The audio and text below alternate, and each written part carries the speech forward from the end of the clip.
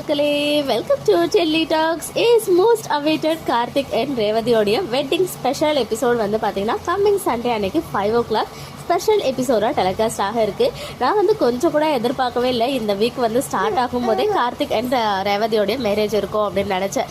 But இந்த அளவுக்கு track பண்ணி இவ்வளோ நாளைக்கு, அதாவது 1.5 months மேலே இந்த மேரேஜ் எபிசோடே வந்து கொண்டு வந்திருக்காங்க. நானுமே நடுவில் வந்து ஒரு 2 எபிசோடு ஒழுங்காக ஃபாலோ பண்ண முடியல. இருந்தாலும் நேற்றுக்கு எபிசோடு வந்து எனக்கு ரிப்பீட்ஸில் பார்த்தேன்.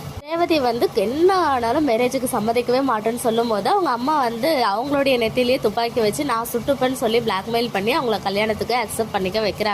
ஸோ கார்த்தியை எப்படி அவங்க 2 பேரும் அக்செப்ட் பண்ண வைக்கிறாங்க அப்படின்றத நம்ம வெயிட் பண்ணி பார்ப்போம்.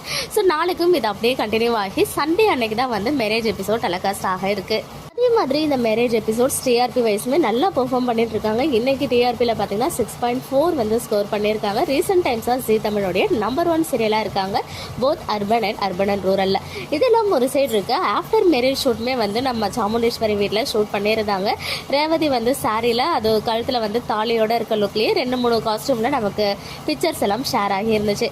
அதை தொடர்ந்து ஒரு செம்ம சர்ப்ரைஸாக நேற்றுக்கே வந்து கேடி டீம் சைட்லேருந்து ஒரு பிக்சர் ஷேர் ஆச்சு ஏற்காடில் இருந்து. ஒருவேளை கார்த்திகை தீபம் ஷூட்டாக இருக்குமோ அப்படின்னு ஒரு டவுட் இருந்துச்சு. இன்றைக்கி வந்து அது கன்ஃபார்மும் ஆகியிருக்கு. எஸ், நம்ம டேரக்டர் சாருமே வந்து ஒரு சில செட் ஆஃப் பிக்சர்ஸ் இந்த பூஜையோட ஸ்டார்ட் பண்ணுவாங்க இல்லையா டெய்லியுமே ஷூட்டிங்கு, ஸோ அந்த மாதிரி பிக்சரை ஷேர் பண்ணியிருந்தாங்க. அவங்களுடைய அந்த பேக்ரவுண்ட்லாம் பார்க்கும்போது ஏற்காடு மாதிரி தான் இருக்குது. ஸோ கார்த்திகை தீபம் அப்கமிங்கில் சடனாக ஒரு ஏற்காடு ஷூட் வந்து வரப்போகுது போல்.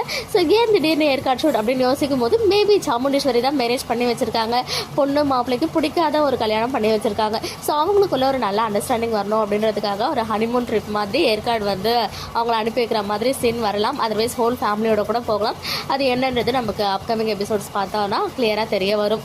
நீங்கள் என்ன நினைக்கிறீங்க, ஏற்காடு ஷூட் எதுக்காக இருக்கும் அப்படின்னு சொல்லிட்டு உங்களோட ஒப்பீனியன்ஸை கமெண்ட்டில் சொல்லுங்கள். மக்களே, நெக்ஸ்ட் வீடியோவில் மீட் பண்ணுறேன். எக்ஸ்க்ளூசிவ் அப்டேட்ஸ்க்கு மறக்காம நம்ம யூடியூப் சேனலை சப்ஸ்கிரைப் பண்ணிக்கோங்க.